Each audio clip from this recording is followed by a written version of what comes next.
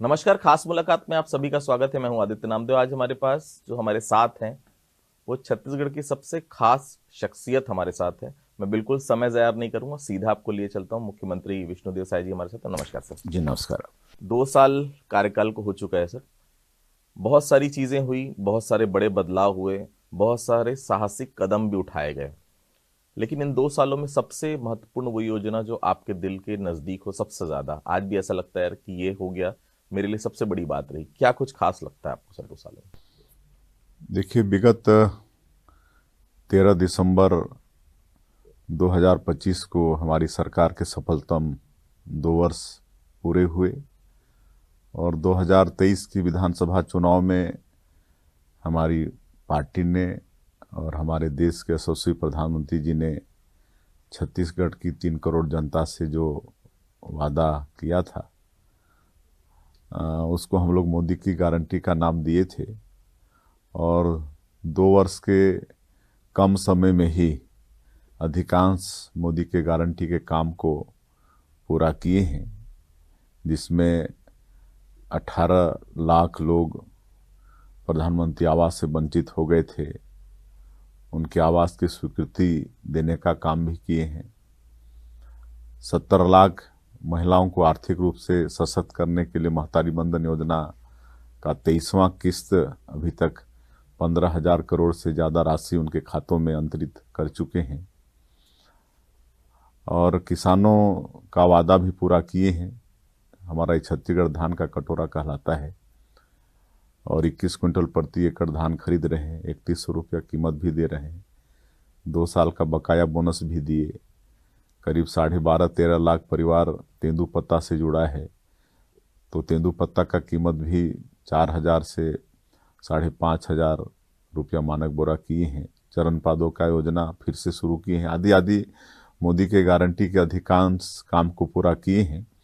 लेकिन सबसे ज़्यादा, वैसे तो सभी काम एक से एक बढ़ के हैं, लेकिन सबसे ज़्यादा हमको जो महिलाओं को आर्थिक रूप से सशक्त करने का जो योजना है महतारी बंधन, वो सबसे ज़्यादा हमको अच्छा लगता है। कहे कि कहीं भी जाते हैं कार्यक्रमों में तो महिलाओं की संख्या ज़्यादा होती है और महिलाएं देखकर ही इतना खुश होती हैं और उनके चेहरों में जो खुशी दिखती है उससे बहुत आत्मसंतुष्टि होती है।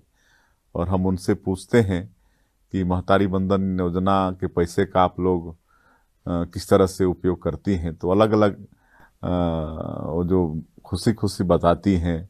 कोई कहती हैं कि मैं अपनी बेटी के नाम से सुकन्या समृद्धि योजना का खाता खुलवाई हूँ, उसमें हर महीना पैसा जमा कर रहे हैं। कोई कहता है कि हम सिलाई मशीन खरीद के 4,000-5,000 रुपया महीने का सिलाई कढ़ाई से कमा लेती हैं। कोई सब्जी भाजी वगैरह का छोटी दुकान है तो उसको बड़ा कर लिए हैं। और एक गांव है सारंगढ़ का दानसारा, वहाँ की महिलाएं चंदा करके, महतारी बंधन के पैसे का चंदा करके प्रभु श्री राम का मंदिर का निर्माण वहाँ वो लोग कर रहे हैं। तो सबसे ज़्यादा अगर मतलब कोई दिल को छूने वाला, वैसे तो सभी हैं, लेकिन ये महतारी बंधन योजना। बस्तर में बहुत घूमा है सर मैंने सर। नीलांबूर अभी पिछले दिनों गया था, जगरगुंडा, ऐसा कोई कोना नहीं जहां बस्तर ना घूमा हो। लेकिन पिछले 2 साल में ड्रास्टिक चेंज है, बड़े बदलाव हैं बस्तर में। लगातार नक्सलिज्म के खिलाफ सरकार आक्रामक है, पुलिस बल आक्रामक है।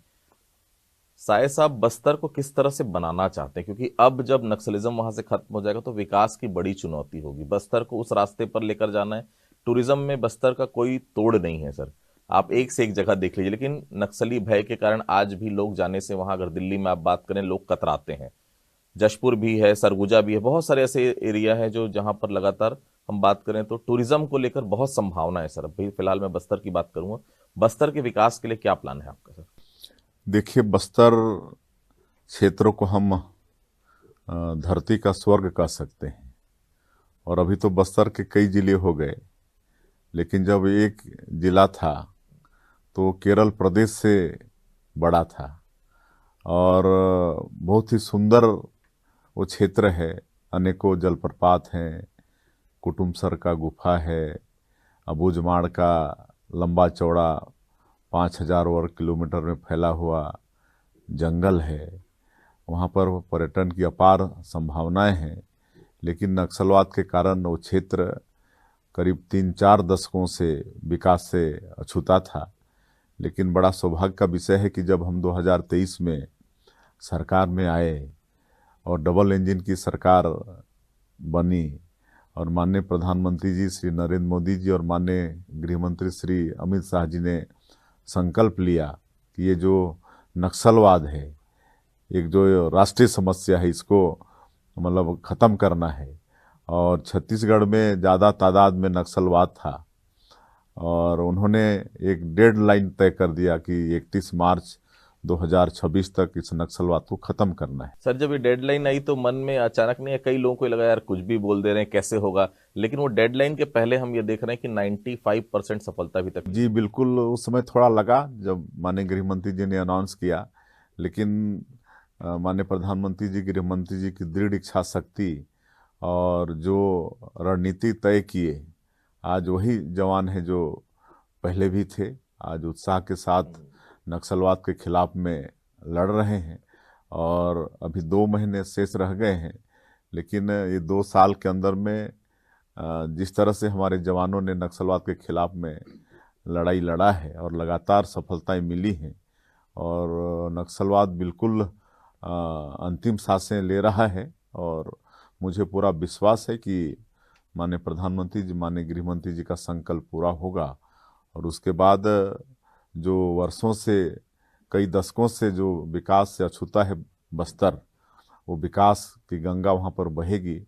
और वैसे भी हम लोग सरकार में आने के बाद वहाँ एक योजना चलाए हैं, नियत नेलानार। ये गोंडी भाषा में है, हिंदी में अनुवाद है इसका आपका सुंदर गांव। और जैसे जैसे सुरक्षा कैंप खुलते गए, गांव आबाद होते गए और माननीय गृह मंत्री जी ने उसका रेडियस भी बढ़ा दिया। एक सुरक्षा कैंप का पहले 5 किलोमीटर रेडियस में था कार्य क्षेत्र, लेकिन अब उसको 10 किलोमीटर कर दिया। तो इस तरह से लगातार नक्सलवाद के खिलाफ में लड़ाई में भी सफलता मिली, सुरक्षा कैंप भी खुलते गए, गांव आबाद होते गए। तो नियत नीलानार योजना के माध्यम से हम लोग सरकार की योजनाओं को वहाँ पर पहुँचा पाने में सफल हो रहे हैं। जहाँ पहले नक्सलवाद के कारण कोई जाने की हिम्मत नहीं करता था, आज वहाँ पर सड़कें बन रही हैं, घरों में बिजली पहुँचा रहे हैं, घरों में पानी पहुँचा रहे हैं, वहाँ स्कूल खोल रहे हैं, अस्पताल खोल रहे हैं, दूर संचार के साधन वहाँ पर खड़ा कर रहे हैं। वहाँ पर लोगों का राशन कार्ड बन रहा है, आयुष्मान कार्ड बन रहा है, राशन भी लोगों को मिल रहा है। तो इस तरह से विकास को बढ़ा रहे हैं और पर्यटन की अपार संभावनाएं हैं। तो हम लोग नई उद्योग नीति भी लाए हैं और नई उद्योग नीतियों में पर्यटन को भी शामिल किए हैं। और उस क्षेत्र में एक होम स्टे होता है, होम स्टे को आगे बढ़ा रहे हैं। वहाँ पर फॉरेनर टूरिस्ट आते हैं, उनके घरों में रहते हैं, उनकी संस्कृति को जानना चाहते हैं, तो सीधे उस परिवार को आर्थिक लाभ होता है।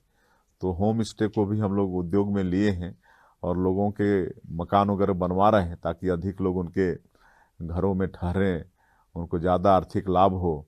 तो उस दिशा में भी काम कर रहे हैं। और सौभाग्य का विषय है कि हमारा जो बस्तर का एक गांव है धुड़मारास, विश्व पर्यटन संस्थान है, वो करीब 60 देशों में जो मतलब 20 मतलब वेस्ट विलेज का जो चयन हुआ है उसमें अपना धुड़मारास का चयन हुआ है। तो ये छत्तीसगढ़ के लिए बड़ा सौभाग्य का विषय है। वहाँ पर बम्बू राफ्टिंग वगैरह का वो कार्यक्रम चलता है। तो हम लोग पर्यटन में बहुत बढ़ाएंगे, कृषि को बढ़ाएंगे। कृषि की भी अपार संभावनाएं हैं, वहाँ की मिट्टी उर्वरा शक्ति से भरपूर है। वैसे तो पूरे छत्तीसगढ़ की मिट्टी उर्वरा शक्ति से भरपूर है और सिंचाई के साधन वहाँ पर बढ़ाना चाहते हैं। और सैकड़ों तरह का फॉरेस्ट प्रोड्यूस है वहाँ पर, इमली भरे पड़े हैं, आपका सीताफल है। तो इसका भी वैल्यू एडिशन करा रहे हैं, लोगों को रोजगार से जोड़ रहे हैं।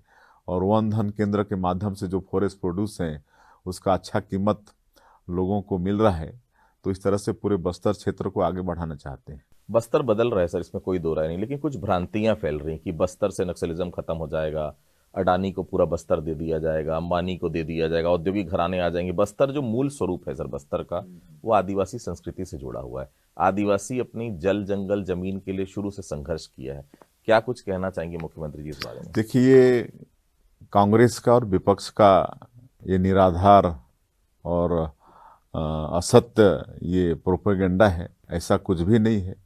हम लोग अगर नक्सलवाद को समाप्त कर रहे हैं तो उस क्षेत्र में हमारा जो जनजाति समाज रहता है, आदिवासी समाज रहता है, उनका हम विकास चाहते हैं।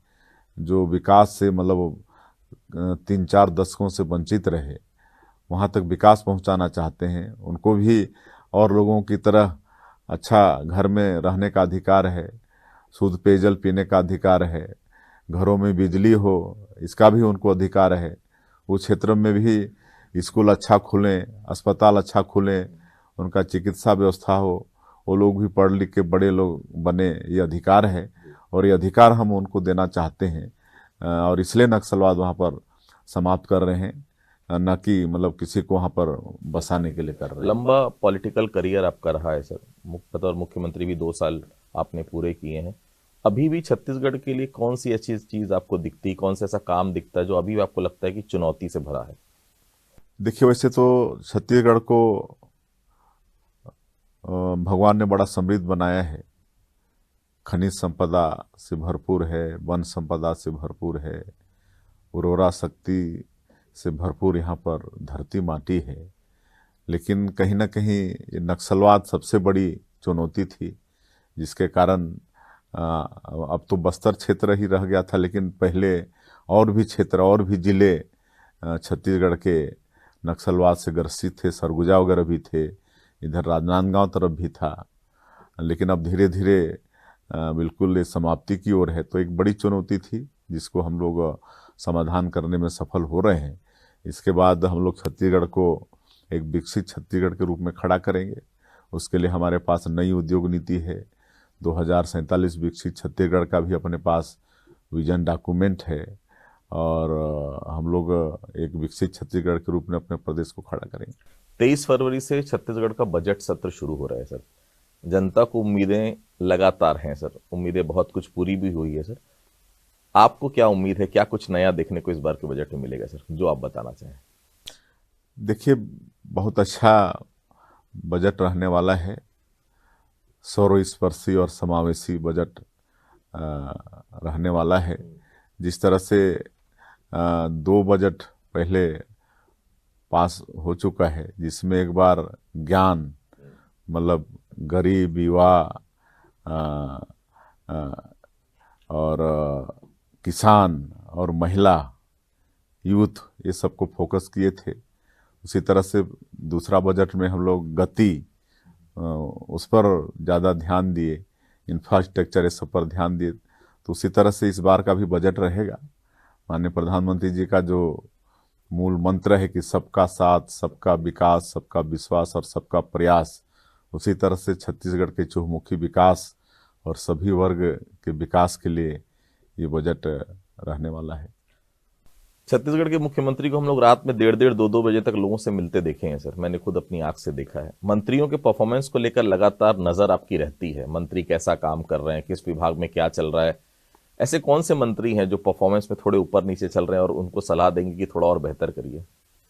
देखिए, हमारे जितने भी मंत्री हैं काफ़ी अनुभवी हैं, जो निचले स्तर से मतलब काम करके आगे बढ़े हैं और कुछ तो बहुत सीनियर हैं, पहले भी मंत्री रहे हैं, कुछ पहली बार विधायक बन के पहली बार मंत्री भी बने हैं, लेकिन उसके पहले उनको एक लंबा अनुभव संगठन का जनप्रतिनिधि के रूप में काम करने का है। तो सब अच्छा मंत्रालय चला रहे हैं और बराबर हम लोग बैठते हैं, चर्चा करते हैं और पूरी टीम भावना से काम करते हैं। सब मिलकर छत्तीसगढ़ को कैसे आगे बढ़ा सकते हैं उस पर चर्चा होती है और सभी मंत्री सब अच्छे काम कर रहे हैं। बस्तर ओलंपिक और इसके बाद अब सरगुजा ओलंपिक, बस्तर की 12 सीटें, सरगुजा की 14 सीटें। पॉलिटिकल सवाल है सर, लेकिन पॉलिटिकल पार्टी है, निश्चित तौर पर राजनीति के लिए भी जगह खोज लेती है। क्या ये माना जाए कि सरगुजा ओलंपिक शुरू होने वाला है, 14 सीटों पर फोकस भी है उसके साथ भारतीय जनता पार्टी सरकार का? देखिए, हम लोग जो भी काम कर रहे हैं वो छत्तीसगढ़ के विकास के लिए कर रहे हैं और अभी तो कोई चुनाव है नहीं, चुनाव तो 3 साल बाद है, और खेल को जिस तरह से माननीय प्रधानमंत्री जी पूरे देश में बढ़ा रहे हैं खेलो इंडिया के माध्यम से, और सबको मालूम है देश को कि जब मोदी जी प्रधानमंत्री बने उसके पहले खेल जगत में क्या स्थिति थी देश की, और उनके बनने के बाद आज क्या स्थिति है, बहुत फर्क पड़ा है। आज मोदी जी के आने के बाद खिलाड़ियों का मान सम्मान, उनकी सुविधा सब कुछ बढ़ी है, और आज अनेकों मेडल हमारे खिलाड़ी यहाँ पर जीत पा रहे हैं। टैलेंट बहुत है, लेकिन उस तरह का वातावरण, उस तरह की सुख सुविधा पहले उनको मैसर नहीं होता था, और इसलिए वो कहीं पदक जीतने से पीछे रह जाते थे। लेकिन माननीय प्रधानमंत्री श्री नरेंद्र मोदी जी ने सबका सम्मान दिया है, और आज पदक भी ज़्यादा जीत रहे हैं, और खेल को हम लोग बढ़ाना चाहते हैं। मेट्रो को लेकर क्या योजना है सर? क्योंकि मुझे बहुत अच्छे से याद है, सबसे पहले मेट्रो का शुरू काम यहीं होने वाला था, अब तो मध्य प्रदेश में मेट्रो शुरू हो गई। आने वाले समय में देखने को मिलेगी छत्तीसगढ़ में मेट्रो? अब देखिए धीरे धीरे विकास बढ़ेगा, सीढ़ी दर सीढ़ी बढ़ेगा। अभी तो जो मोदी की गारंटी एक चैलेंज था उसको हम लोग पूरा कर रहे हैं, और अभी हम लोग रायपुर में पुलिस कमिश्नरी भी शुरू किए हैं। उसी पे आ रहा हूं सर, और उस पे बहुत रायपुर और बिलासपुर, रायपुर हमारी राजधानी है और बिलासपुर हमारी न्यायधानी है, तो दोनों शहरों का विकास कैसे हो इस पर लंबी चौड़ी चर्चाएं भी हुई हैं, विचार विमर्श हुआ है, और उसके लिए रोड मैप तैयार कर रहे हैं और उस हिसाब से काम करेंगे। उसमें ये कहा जा रहा है सर, आईएएस लोगों ने ज्यादा जो है वो अधिकार नहीं दिए रायपुर कमिश्नर को। नया रायपुर भी शामिल होना था, कर लेते तो शायद ज्यादा बेहतर होता। किस तरह से देख रहे हैं रायपुर कमिश्नर जो लागू हुआ है, आपके विचार से क्या ठीक है? नहीं, ऐसा कुछ नहीं है, अभी तो शुरुआत है। अब ऐसा थोड़े है कि इसके बाद किसी को शामिल नहीं कर सकते। अभी इसका रिजल्ट तो आने दीजिए, कैसा इसका मतलब वो आता है, उसके बाद जैसी आवश्यकता होगी वैसा करें। कुनकुरी और जशपुर जाना बहुत कम होता है सर, लेकिन जब चूंकि ग्रामीण परिवेश से आप जब जाते होंगे वहीं का मन हो जाता होगा। आज भी ऐसा लगता है कि अधिक से अधिक समय वहां बिताने का मिले तो बहुत अच्छा हो। देखिए, अपना जसपुर का एक अलग ही आनंद है, और आज भी मुख्यमंत्री के दायित्व आने के बाद हमारा प्रयास होता है कि महीने में एक बार तो अवश्य जाएं और वहाँ पर रात्रि विश्राम भी करें, ताकि जिला के लोगों से, अपने क्षेत्र के लोगों से मुलाकात करें। और हर बार हम जा रहे हैं, रात्रि विश्राम भी कर रहे हैं, और आगे भी ये सिलसिला जारी रहेगा, और उनसे दूर तो हो ही नहीं सकते। किसी भी राज्य के लिए एजुकेशन और मेडिकल सेक्टर, मतलब मेडिकल सुविधाएं और शिक्षा महत्वपूर्ण होते हैं सर, बैकबोन होते हैं। आपकी क्या योजना है आने वाले समय में शिक्षा और स्वास्थ्य को लेकर सर? देखिए, वैसे तो हमको छत्तीसगढ़ राज्य बनने के पहले क्या स्थिति थी उसको भी हम देखे हैं, और आज 25 वर्षों में छत्तीसगढ़ ने जो विकास किया है उसको भी हम देखे हैं। बहुत फर्क पड़ा है, बहुत विकास हुआ है। जहां अगर हम एजुकेशन की बात करते हैं तो यही स्थिति थी जब हम पढ़ते थे प्राइमरी में, तो हमको 5वीं का बोर्ड एग्जाम देने के लिए अपने गांव के स्कूल में व्यवस्था नहीं थी, 7-8 किलोमीटर दूर के स्कूल में जाना पड़ा था। लेकिन आज हर गांव मोहल्ला में प्राइमरी स्कूल, 3 किलोमीटर 4 किलोमीटर में मिडिल स्कूल, 5-6 किलोमीटर में हाई स्कूल, 7-8 किलोमीटर के अंदर में हायर सेकेंडरी, आज हर विकास खंड में कॉलेज की व्यवस्था। और अगर प्रदेश स्तर में देखें तो शिक्षण की जितनी भी संस्थाएं हैं, IIT, IIM, IIIT, CIPET, AIIMS जैसी संस्था, सब कुछ मतलब शिक्षा की, लॉ का यूनिवर्सिटी, सब कुछ यहाँ पर मौजूद है। ये 25 वर्षों की ये देन है। और जहाँ तक चिकित्सा की बात करें, तब भी एक मेडिकल कॉलेज होता था जब छत्तीसगढ़ राज्य बना। आज 14-14, 15-15 मेडिकल कॉलेज है। आज हर संभाग में आज सुपर स्पेशलिटी हॉस्पिटल खोल रहे हैं, जगह जगह PSC CSC खुल रहे हैं। तो आज बहुत सारी व्यवस्था चिकित्सा के क्षेत्र में भी है, और आगे लगातार जो हम लोग नई उद्योग नीति लाए हैं, और जो 8 लाख करोड़ का जो मतलब हमको निवेश प्रस्ताव मिला है, उसमें भी बहुत सारे अच्छे हॉस्पिटल, स्कूल सब आ रहे हैं। अयोध्या में भगवान राम का जो मंदिर बना है सर, अब वो नेशनल इंटरनेशनल टूरिस्ट वहां पर पहुंच रहे हैं, पूरे देश नहीं विदेशों में भी नाम हो रहा है। छत्तीसगढ़ जहां पर हम हैं सर, ये भगवान राम का ननिहाल है सर, उसको टूरिज्म के तौर पर डेवलप करने के लिए क्या प्लान है? आखिरी सवाल में खत्म। देखिए, अयोध्या से छत्तीसगढ़ का विशेष लगाव है, क्योंकि प्रभु श्री राम का ननिहाल है छत्तीसगढ़, माता कौशल्या का मैके है, और वनवास काल का अधिकांश समय भी प्रभु श्री राम ने छत्तीसगढ़ में बिताया है। और इसलिए जब 2022 में प्रभु श्री राम एक टेंट से भव्य मंदिर में विराजमान हुए, तो जो खुशी हुई छत्तीसगढ़ वासियों को, वो खुशी वैसे तो सबको हुई, लेकिन विशेष खुशी छत्तीसगढ़ वासियों को हुई, क्योंकि भाचा राम मंदिर में प्रतिस्थापित हुए और अनेकों तरह से खुशियां मनाई। यहाँ से हम लोग सुगंधित चावल भेजे, सब्जी भेजे, यहाँ के लोग वहाँ पर महीनों महीनों लंगर चला के लोगों को भोजन कराए, आदि आदि, यहाँ का सूखा बेर ले गए। तो ये खुशी हुई। और अब हम लोग सरकार में भी एक योजना चला रहे हैं, रामलला दर्शन योजना, जिसमें अभी तक 40,000 से ऊपर लोग इस योजना का लाभ ले चुके हैं और अयोध्या जाकर प्रभु श्री राम का दर्शन करके आशीर्वाद ले चुके हैं। और ये सिलसिला लगातार चलते रहेगा।